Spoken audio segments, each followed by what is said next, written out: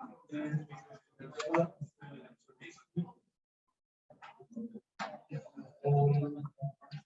name is Paul van Meulen. I am the professor heading this chair or group of urban architecture. Let me first say what we are not.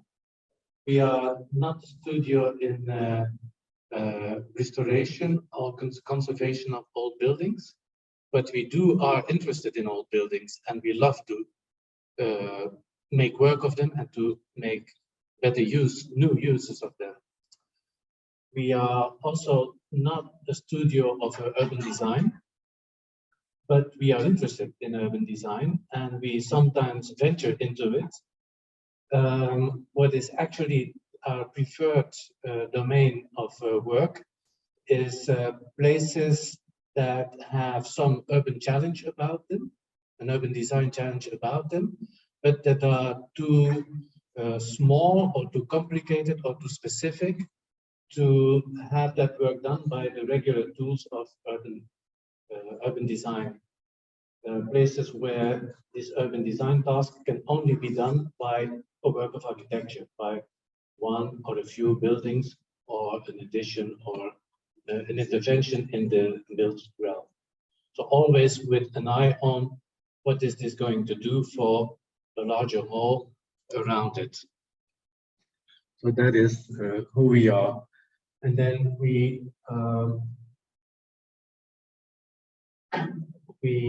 think of cities as places that offer opportunities to people, places that are never blank, that are full of traces of lives, of histories from the distant past until the very recent present. And we also think of cities as a right, since it is an emancipatory environment, that you are entitled to have it. And we know that it is not evenly spread, that sort of right. And so if we preferably work on places where that right could be strengthened. I will first start with introducing the staff you will meet. And then this is what we are going to do further. We are going to present you two studios. What I would like to say about our staff is that we have a staff that loves to build. Many of them are here. We also have a guest from building technology, Gilbert, you are going to meet him in a minute. But we take care of having sufficient practitioners in the staff, people who know how to build and who have dealt with the issues that come along in the studio as well. Like working in everyday environments, or working with mixed programs and making urban environments out of that with larger buildings have several programs combined. In here. And we also have experience with renovating buildings of all sorts, sometimes very modest, sometimes more encompassing interventions in them.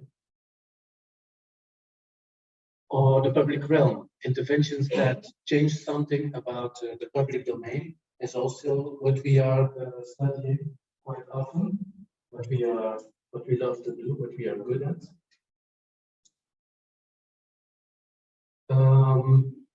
And then simply the act of building that could be sometimes rough.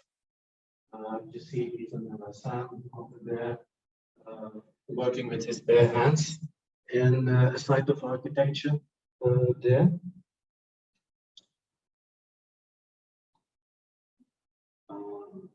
Northlands, yeah, this building and Rotterdam building that Sam is working on.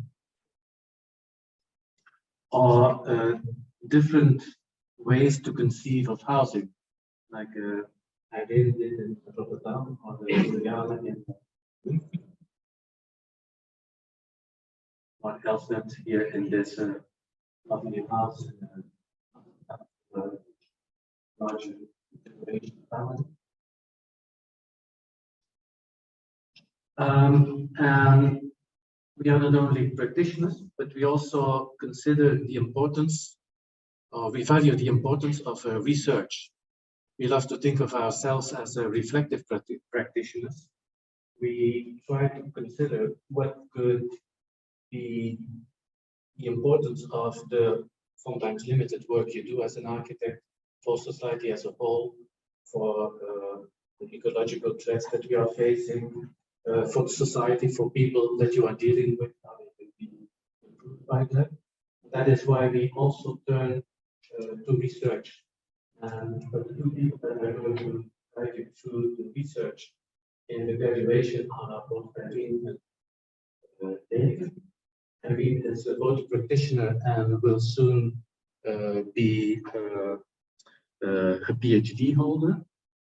Her topic would rather be interior culture. We love to build. And David's topic, he is a sociologist. Well,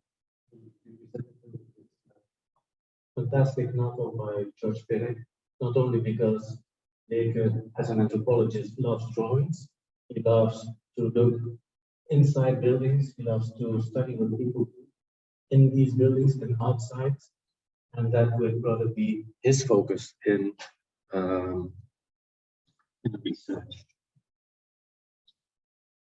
What?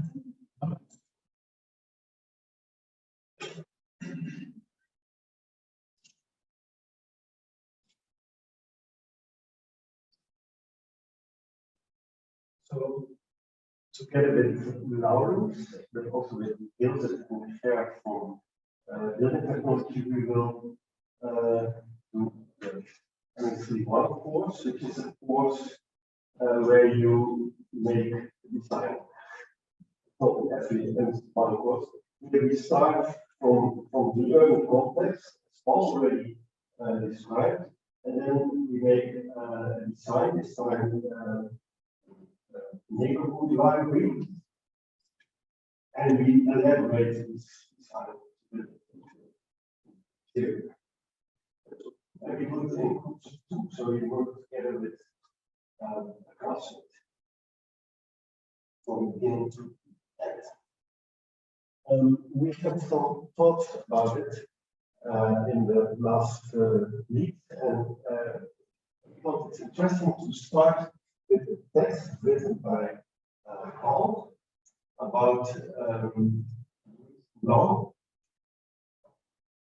He designed opera building in Ghent, and normal opera at that time, in the 19th century,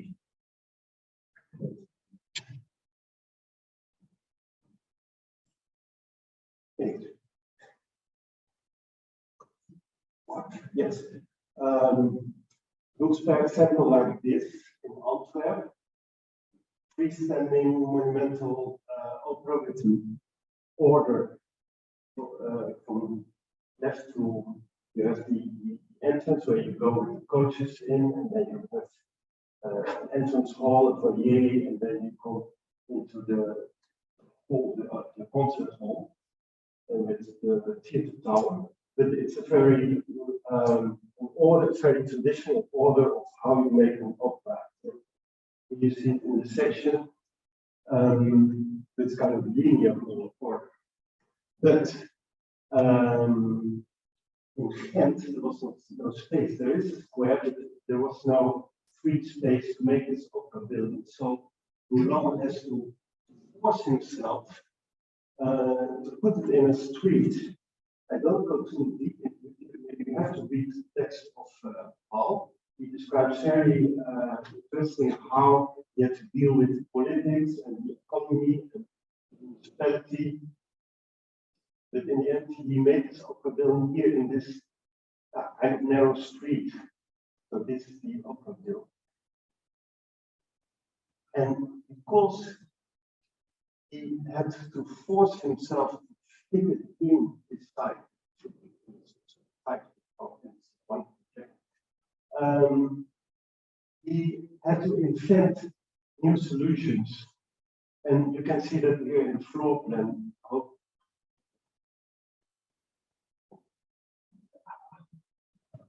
You see that he not in the third or linear order, but he called it a physics program, like a beautiful entrance hall and a waiting room, a cafe, and I have to say here was this a cafe and a restaurant, and on the first floor, a room, a beautiful program in the street. So he makes the street, the facades on the street, showing all these public functions of the theater. And yeah, we think this is very fascinating. As an architect, you have to, you always meet problems in the site, and you have to take advantage of it and to make a new solution. That's a bit the topic of our studio, how to deal with the existing situation and to improve it. We choose Tilburg, and it's a very old city actually, but with a recent history, and you see many strange places. Here you see the center. We choose this south part, Groenewoud of Tilburg, which is in development right now.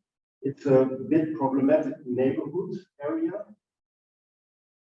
And we have to find there a location for a library, a neighborhood library, small library.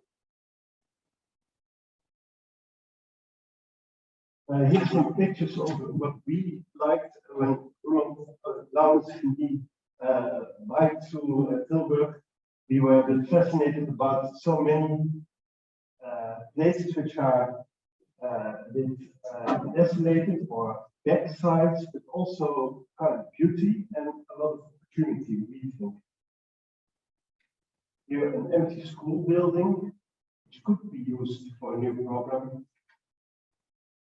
And here also back sites, but also beautiful park, green, old trees here.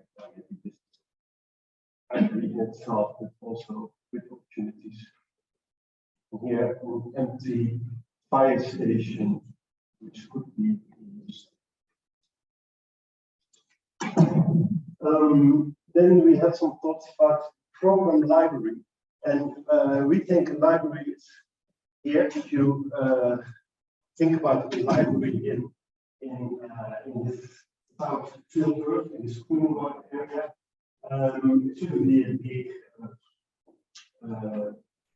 very big library, but it should be a meeting point. This is a photo from 1985 in China, and an important detail of this photo is, I think, the two stools in the foreground on the street in the public area, and also the see here. This is a library to comic book library.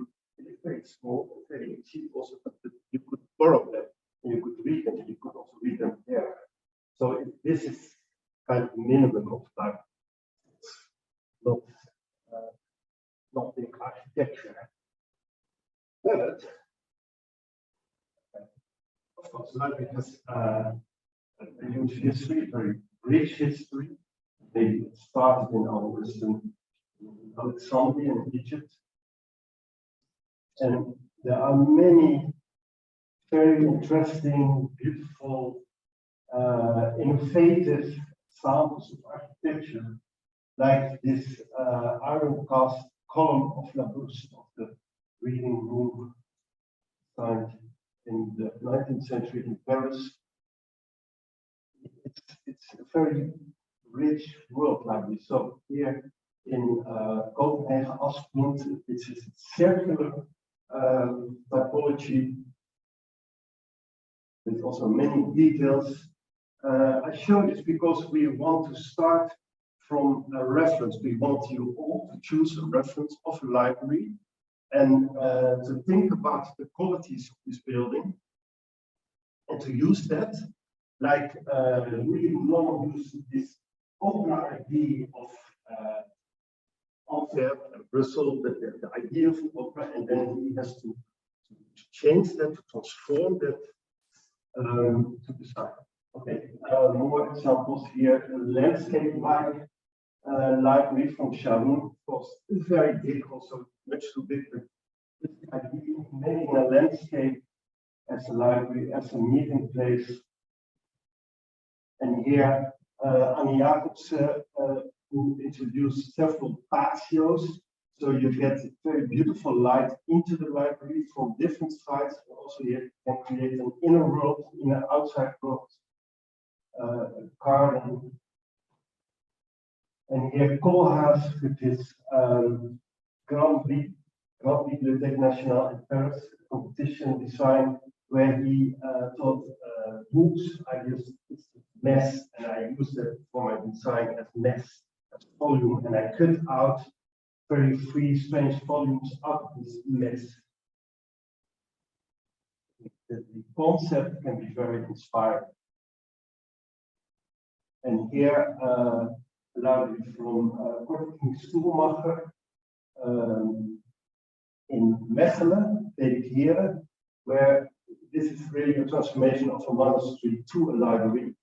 And they reserved all the qualities of the existing building, and they changed the attic of the building into a library, where you see the wood. This was before just a storage place, but they made it as a beautiful space where you can read and work and study.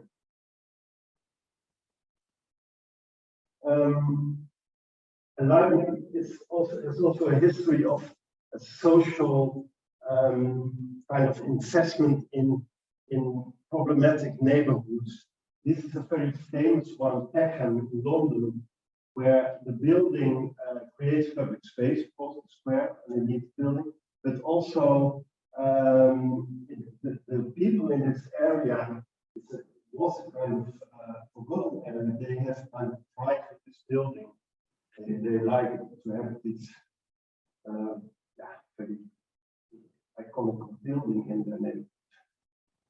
Doesn't mean that we are looking for this big economical building. Just think about the social impact of this very this program of the neighborhood. Like this is another example in Medellin. This area was one of the most violent areas in Medellin, or in the world, you could say, in the 90s. It was very dangerous to go there, really in the low area. But the municipality thought it would be very interesting to put here a library for these people.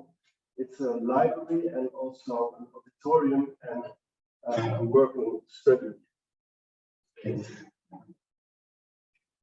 Some public space around. You see the study room. So, yeah, it's an example of architecture who can change something. Here, this is also interesting, the metro cable, who gives access to the center of Medellin. And I think that it's funny, but no, it functions very well, because otherwise people have to go with public transport or to walk. And it takes so much time. Now you go very fast from this Villa to the center of the town to your work. Okay, then I think that's out.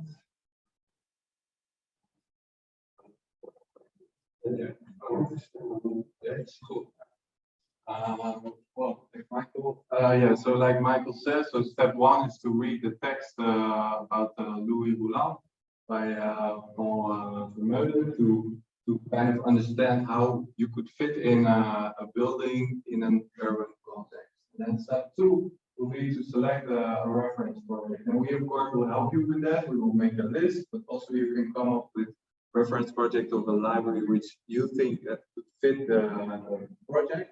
But what we think would be interesting with investigating for this project would be to see, for instance, here being a party. Maybe you are interested in the project, and if you choose it, you put in investigate how these intimate spaces are connected to this kind of structure of the building. But also a theme could be that buildings are existing factories and they are transformed by Lina Bouvari, and then she added new buildings to it, but they also have the same theme of the factory. So the difference between the old and the new is almost not visible anymore. But also the widening of the public space within the project and around the project, and this space also makes a connection with the neighborhood. It's of course very exhausting, so we have to translate it to the situation of Tilburg. And then step 3, tools for kind of reimagining this reference and make it yours could be to make models of it.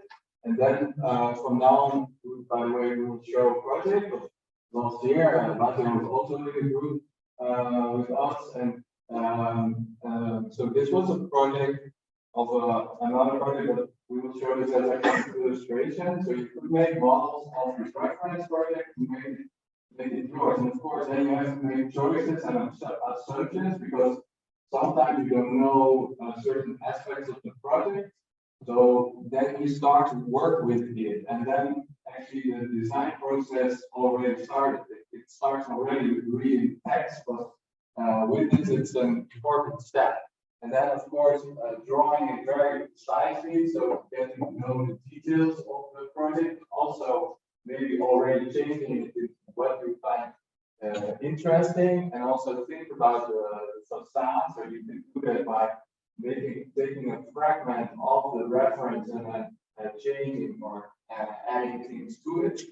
And of course, Gilbert will tell you probably more about that afterwards. That changing also the reference into wood is, of course, a very interesting theme in the time we are living now. So imagine the project of Lina Bouvari in concrete, in wood, is already kind of very fascinating thing, we think, because you have to think it in another way. So what is the architectural language which comes with it when you think in wood instead of in concrete?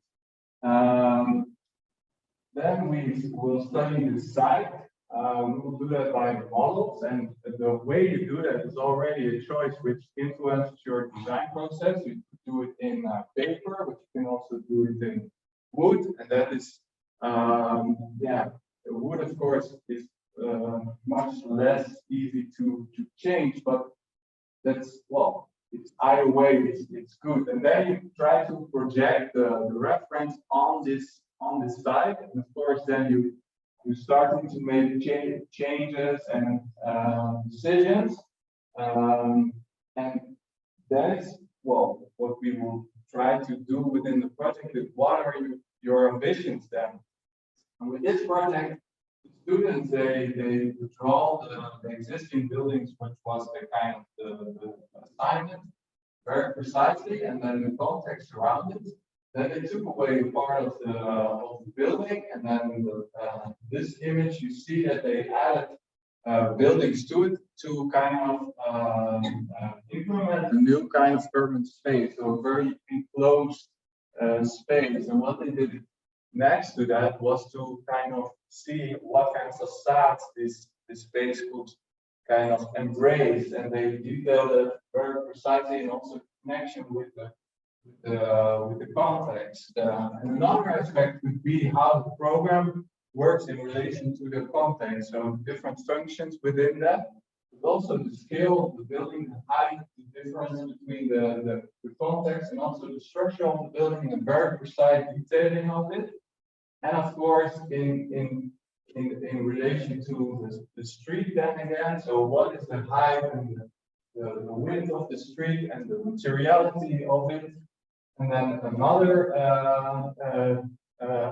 thing in this process can be, what are your ambitions for the neighborhood? So what kind of presets do you make about what you want to do within this kind of extended public space around the building? And that there are also tools for that. So you can make very precise axonometrics for it to draw the existing structure. That's here drawn in black, and then red is the kind of added elements of it, and then within it you can test whether those kind of presets are integrated in this project. And then in the end, like, yeah, does it become then part of this daily life project? So, well, if there are questions, we are here to answer them.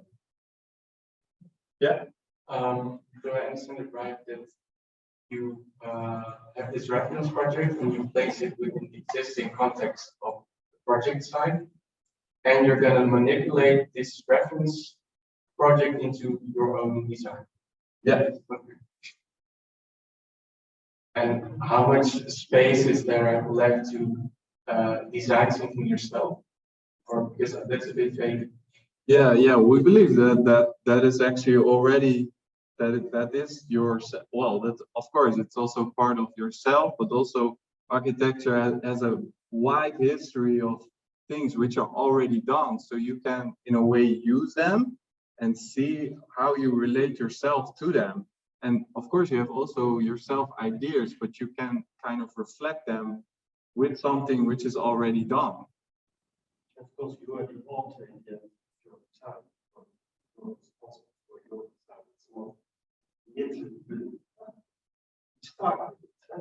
yeah, it's a starting point. Also, we also think about way of really studying references. So there's also an educational idea behind it that you really have to dive into another project and then to appropriate it, to make it yourself. But of course, you will not lose yourself. Again, it's your design. A lot of times references are used as a kind of image but what is behind the image? That is what we want to investigate, and that's, yeah, there are certain tools for that, to do that.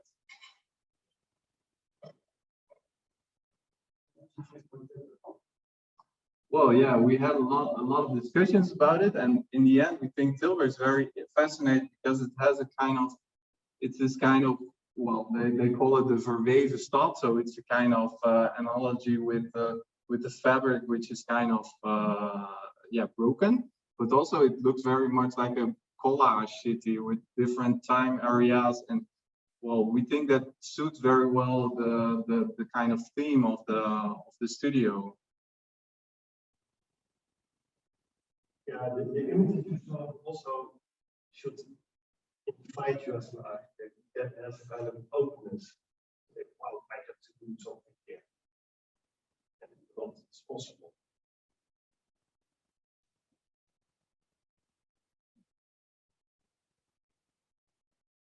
Any more questions?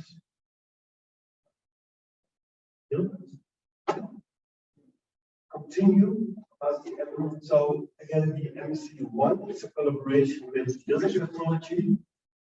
And Gilbert will be together with bodies for building technology tutors. But also, we think there shouldn't be that big difference between building technology and architecture. It's all about the same, about making things from the level. These slides are not going about me, but yeah, that's correct. So the Msc1 is a kind of marriage of two studios. So the urban architecture related design studio, that's the best, the other building engineering studio, and it's a marriage. It's 2 times 10 ECTS, and it forms one result. So like you showed already the drawings, and the very tiny elaborate projects. That's the marriage. That's the outcome of engineering and architectural design. But I share only a few slides about my own experience, the school experience, the last week and last October. So I was in the Venice Pavilion, Nordic Pavilion. You see here with an exhibition about Tilburg. I'm quite related to Tilburg, so their specialization itself. But it's a fascinating building. I know this building already for 30 1962 inaugurated from Msc1 FIT IN architect, and it's made out of concrete. There are growing trees in it, so there's a certain condition in the building. But I know I faced this building in many different shapes in the last 40 years, for theater, for art exhibitions, for performances, for architectural exhibitions, so that different approaches. So you can say it's a multiplicity space, but all the time I came in this building, it was a kind of cozy, homey, and it was it felt not as an exhibit where you replace or a kind of empty box. It was always, even if the building is empty, it feels fine, it's good. This is an exhibition part, and there is more permanent and outdoor shape, because it's also in photography. You see probably that inside out is a condition you can think about.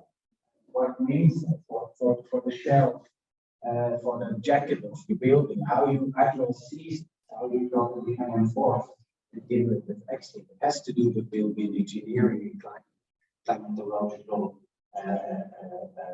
issues. That's something that help you raise the challenge. But if you see, the building is built or he designed it in 1958, and at the same time he made a building out of timber in Brussels, Santa Fe. But this building is a concrete building, but it's somehow strongly related to timber art. So it is formed the concrete, you can say, built in concrete, because the visibility of the timber you see on the surface of concrete. So probably beautiful on these buildings always going deeper. This is the last library in August, kind of cathedral. It's 1 year open. Probably the weight and the massiveness of this library is because of the weight as well.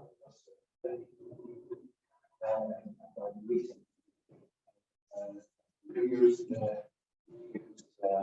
also real parting for actually the box is not full at all, because it's now here and use it. So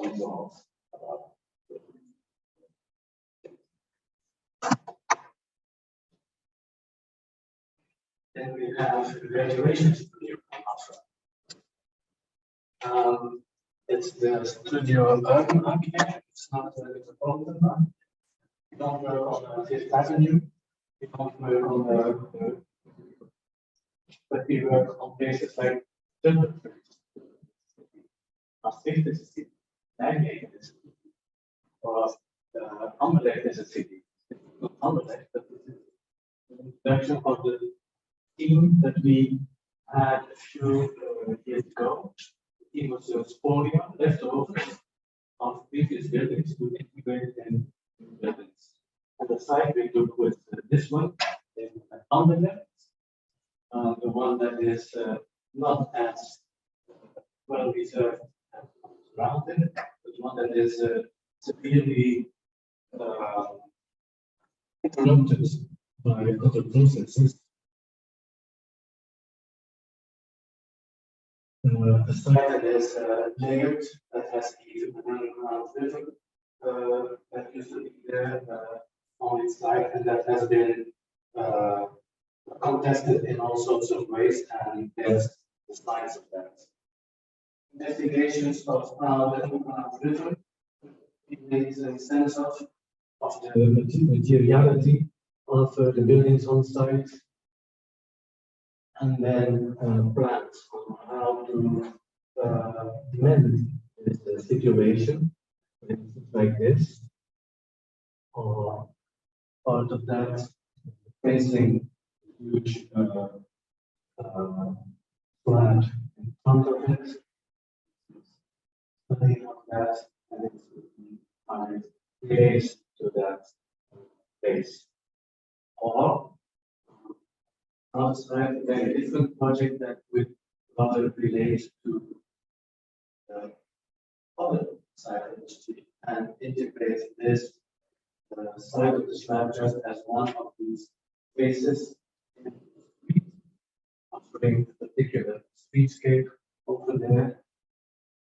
Again, to strip where that separates the slab from the railway, and that here would house a swimming pool and a sports hall with a patio next to that.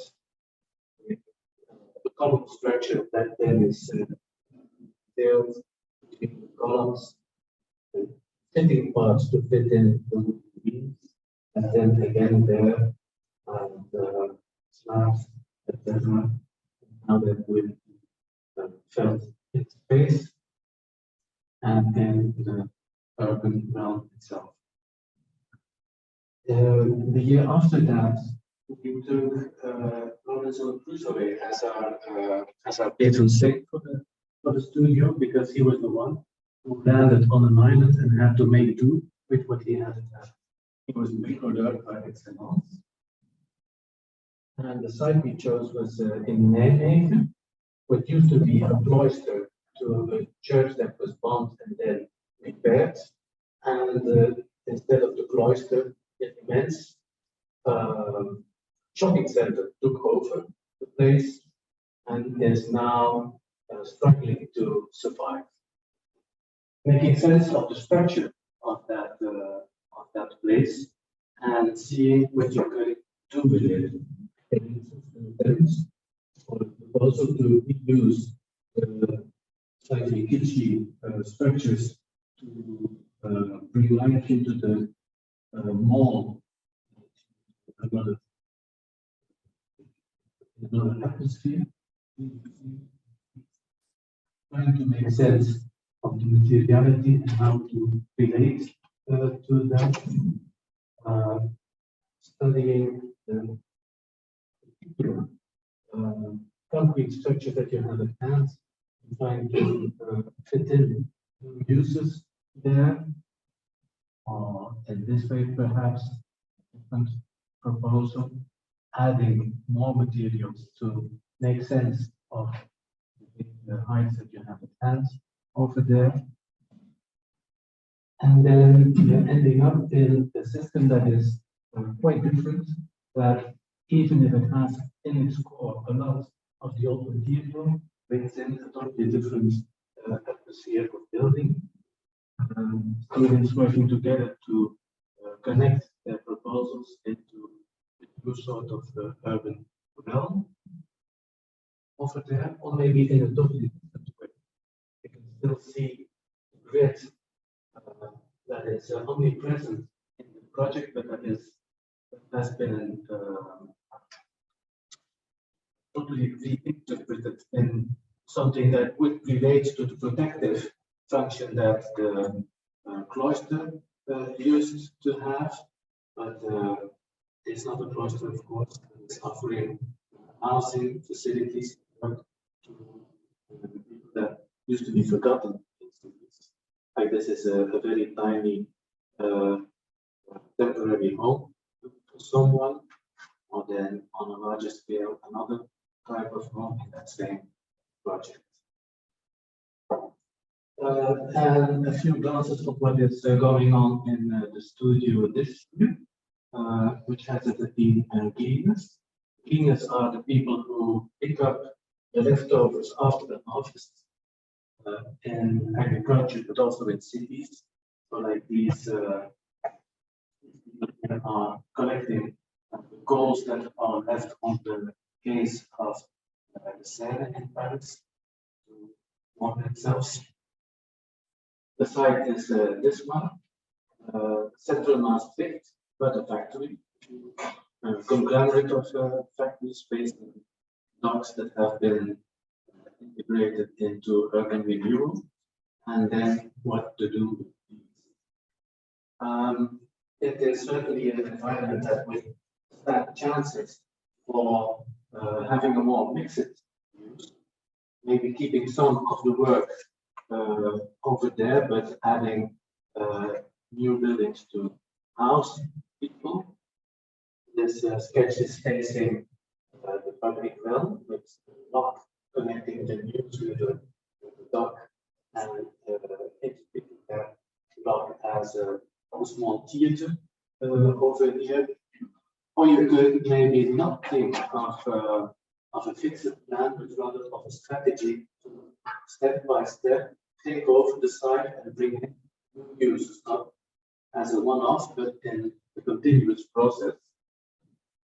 The places we find could look like this slim high building or this vast hall, and you could find new uses for them, like the slim building adding a new layer, which has then staircase, etc., to develop them into fully fledged houses, or the large hall with its cylindrical silos could be interpreted as a new working environment with maybe silos for circulation. A study of a church somewhere in Maastricht that has been taken, and then structures on the site that are waiting to, the same manner, receive the same type of theater, not yet in the model, still not finished. Or there's a market hall on the leftovers of what used to be a bridge, where eventually trusses that come from the demolished building next door would exactly fit the concrete journeys of the bridge reused as a structure here, and a totally reimagined space with materials harvested on the site.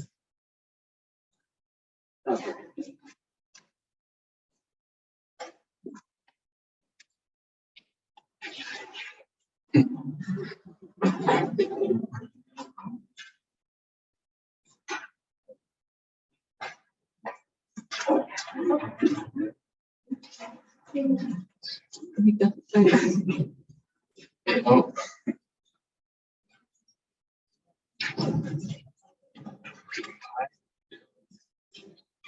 Ja, het is wel goed te zien. Yes. I will continue with the studio for next year. So I'm very delighted to announce the theme and the topic of next year's studio, which will be post-carbon cities in Belgium. So they are former mining cities, for instance, Liège or Charleroi, which is in this picture, whose character is in many ways very much determined by this heavy industry. So in this picture by Stefan van Vleuten, you will see how the skyline, the horizon, is dominated by the chimneys with cool towers, and also the silhouettes of these heavy industries. And this is, of course, marking a period of exhaustion. And so by now, this heavy industry has largely left the site. And also, you see the debris of this heavy industry. The large conical slag heaps that are just adjacent to this former or still working class houses. So it brings us very interesting different kinds of scale juxtapositions. But it is also seen on street level with the houses, the skins of the houses all blackened by the smoke in the cities. And there's almost no renovations going on in these cities. So the people moved elsewhere, and other people, like architects, urbanists, they lost their interest. And so we can say these cities, they fall off the map. Other people, they stayed, but they largely depended on social welfare. And still voting for, let's say, the Labour Party by tradition. This party also corrupted by power. They could not change the tide for these cities. So of course, this is quite a dramatic story. So why look at these places, cities, maybe quite desolate, with their former grandeur? Why would we want to work in these spaces? So I would say definitely not for nostalgic matters, not to make these spaces as we have seen in other places, for instance in Europe, theme parks. Well, how many theme parks can you have, of course? Well, we think these cities are in quest of a sustainable future. And we are, as a chair or as a, let's say, the group of tutors involved in the studio, we are quite determined to prove their social, economical, and political, and also ecological resilience. So this is the topic of our studio. So what is quite specific in these two cities that I've named is that the landscape creeps in. So the landscape comes quite close to the built fabric. You see it here, just behind the back of the buildings. This is where the topography and also, let's say, the green enters the city. We see the, let's say, the cultivated landscape sitting amidst these old industrial structures. But we can also see it in these terrains, these former terrels, as they are called. They are the debris of the industry. So that's the leftover of the coal mining. But they might now also be seen as the lungs for the city. And maybe there is a possibility for more biodiversity within the built fabric. And then also the natural landscape comes in. They're exemplified by the river. So the river, Meuse, the Maas, and the Sambre, they are very much guiding, let's say, the urban structures. And at the horizon, you already see, let's say, the rural landscape entering quite close to the city. So this might be a possibility for shorter distances to food production, but also shorter distances to nature. So it has a potential for quite a different idea of what is the urban.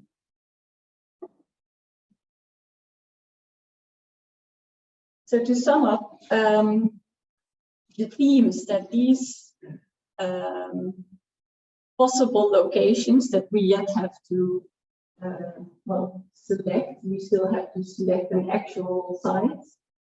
But the themes that they provide us for, or the studio for, will be the urban versus the landscape, the legacy of this post-carbon industry, and the productive city.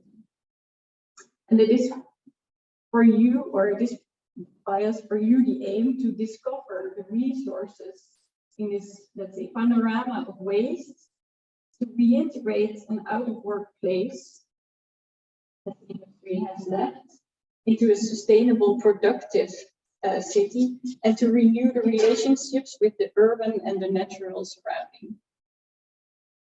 And as a sort of practical announcement, there will be 6 teachers involved. So that will be Paul Vermeulen and I myself, then also Sam Stolper and Juliane Greep as the design teachers, and then furthermore Eileen Schurst and Leke Beckers as the research teachers. I can then read. Because we are quite interested in sustaining the research throughout the year and having it orient the work on the design. We think that research is a creative activity, design of course as well, but design is also reflection as research is. And so with people as Leke and Irene, can be this is going to work out. E1 of last year, which was an exhibition that showed all of the work done on research together, like this. So it was at the same time an event on a design for a limited space to show all the findings in it. We had guests from abroad, from the university. Also had Thomas picture. Research that took on different shapes, variative shapes.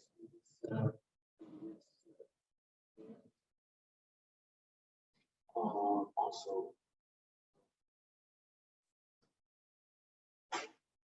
presentations of the site that we were working on the floor. This is from a year above, where what you saw on the Belek model, trying to into the houses and see what is happening, but then houses as we found them on the site, very deep ones that go on into studio spaces afterwards and all that shown.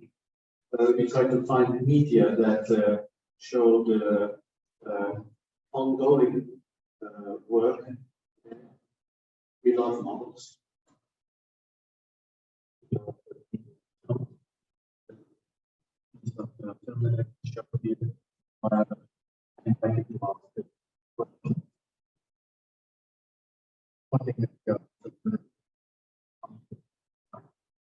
Let's go over to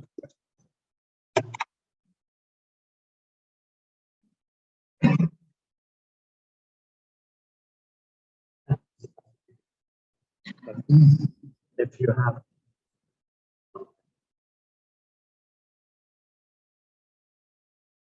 and later apologizes for not being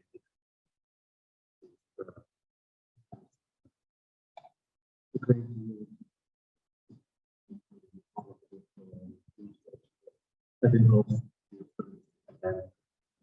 ways to communicate what the findings of that.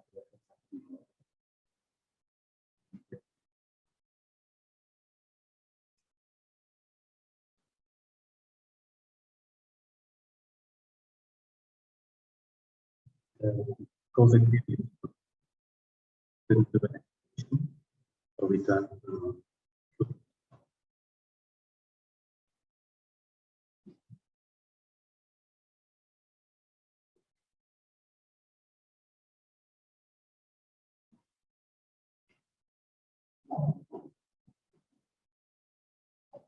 So this is how anthropology looks like.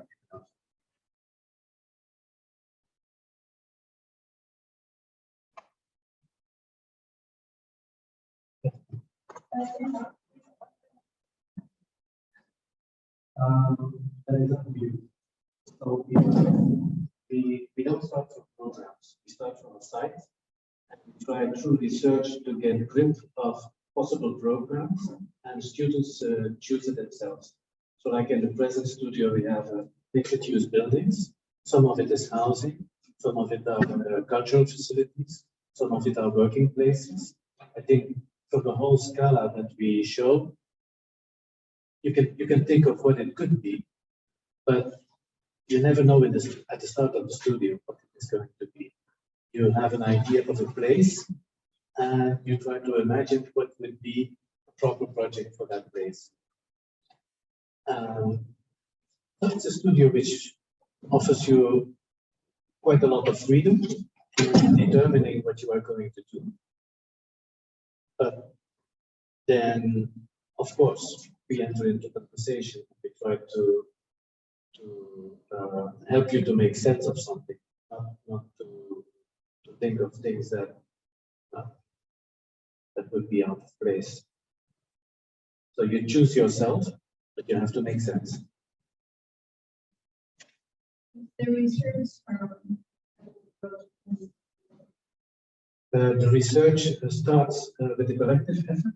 So like you saw in the exhibition, movies are also done by groups of 5, 6 people. So what the way we work is we define a few site-specific teams that could be researched. Like what we did in Maastricht, there was, for instance, a team expat city. There was another one, squatters and monasteries. There are many monasteries in all of them out of use. And but there is a lot of squatting as well, and some of the factory buildings. And we thought that community squatters and monks could be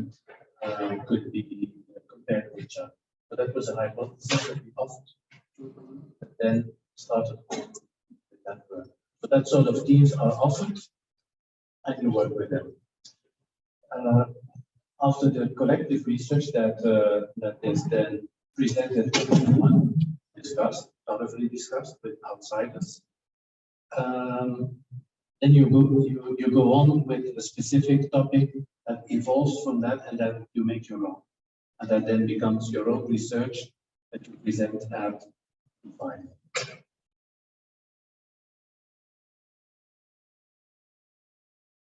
So I have a question. Is there any maximum size?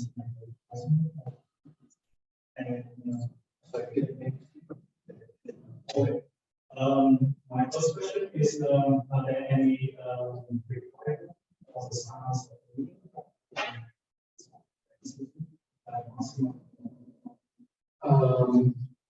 well, so a few thousand square meters, like 2,000 or 5,000.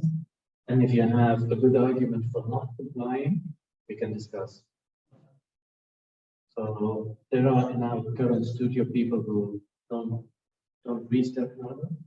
There are others who, but it depends.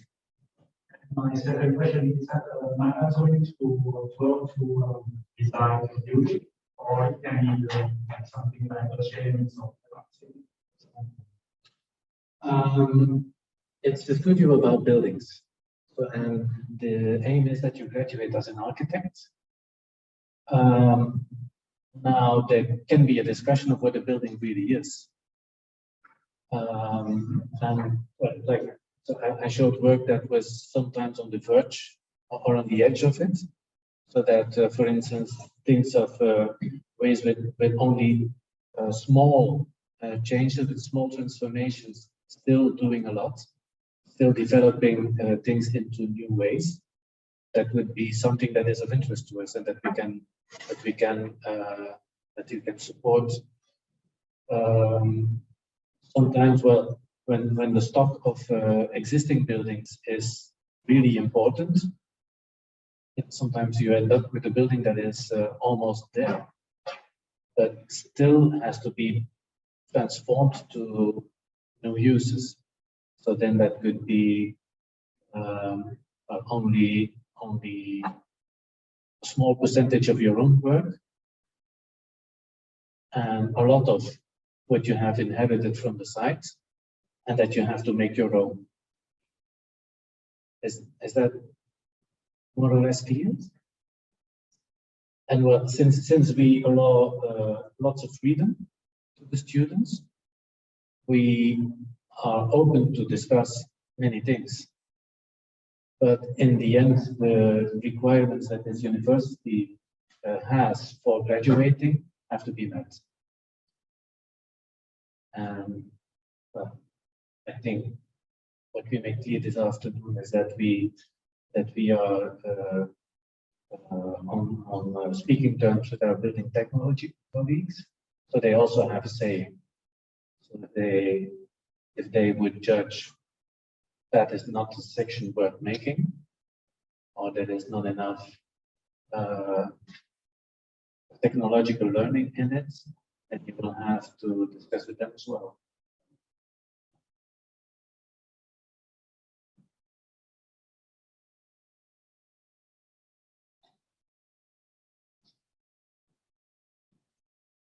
Please.